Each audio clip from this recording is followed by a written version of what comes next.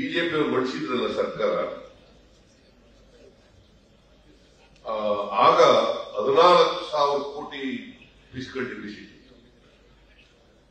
ಈಗ 12,522 ಕೋಟಿ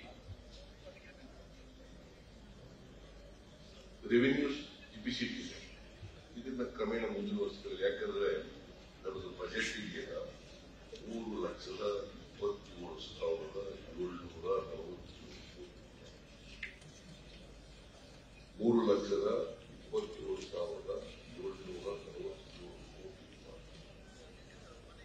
ಅದರಲ್ಲಿ ಈ ಫಿಸ್ಕಲ್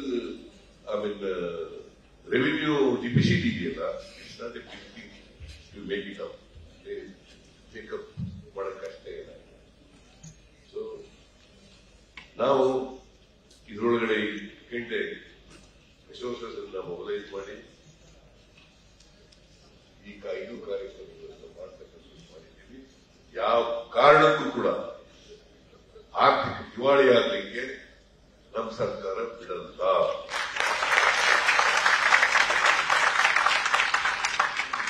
ಮತ್ತೆ 5 ಗ್ಯಾರಂಟಿಗಳನ್ನು ಕೂಡ ಗ್ಯಾರಂಟಿಯಾಗಿ ಇಂಪ್ಲಿಮೆಂಟ್ ಮಾಡ್ತೀವಿ.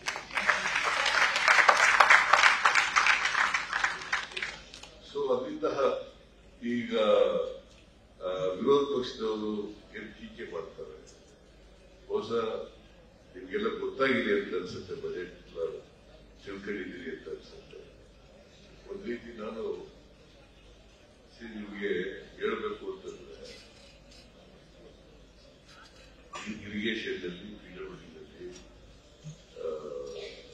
ಬೆಂಗಳೂರು ಡೆವಲಪ್ಮೆಂಟ್ ನಲ್ಲಿ, ರೂರಲ್ ಡೆವಲಪ್ಮೆಂಟ್ ನಲ್ಲಿ ಸುಮಾರು ಕೆಲಸಗಳನ್ನ ಅಪ್ರೂವ್ ಮಾಡಿ ಟೆಂಡರ್ ಕರೆದು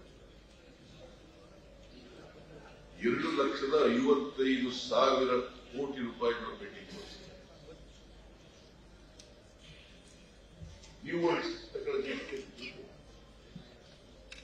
2,55,000 ಕೋಟಿ. ಫಾರ್ ಎಕ್ಸಾಂಪಲ್, ಸಣ್ಣ ನೀರಾವರಿ ಇಲಾಖೆ ಅಲೋಕೇಶನ್ ಇರೋದು 2,000 ಕೋಟಿ,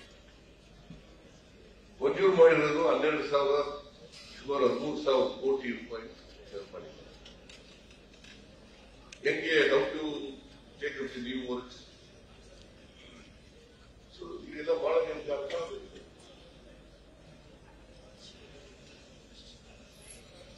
ನಾವು ಅಧಿಕಾರಕ್ಕೆ ಬಂದಿರತಕ್ಕಂಥ ಇಂಥ ಪರಿಸ್ಥಿತಿ ಬಂದಿದ್ದೀವಿ ಅಂತಂದ್ರೆ, ಆರ್ಥಿಕ ಅಶಿಸ್ತನ್ನ ಚೆನ್ನಾಗಿ ಮಾಡಿಕೊಂಡ ಇದರ ಅರ್ಥ ಬಂದಿದೆ. So I have all the confidence ಈ ಪರಿಸ್ಥಿತಿಯನ್ನ ಬದಲಾವಣೆ ಮಾಡಿ ಸುಸ್ಥಿತಿಗೆ ತರ್ತಕ್ಕಂಥ ಪ್ರಯತ್ನವನ್ನ ಮಾಡೇ ಮಾಡ್ತೀವಿ.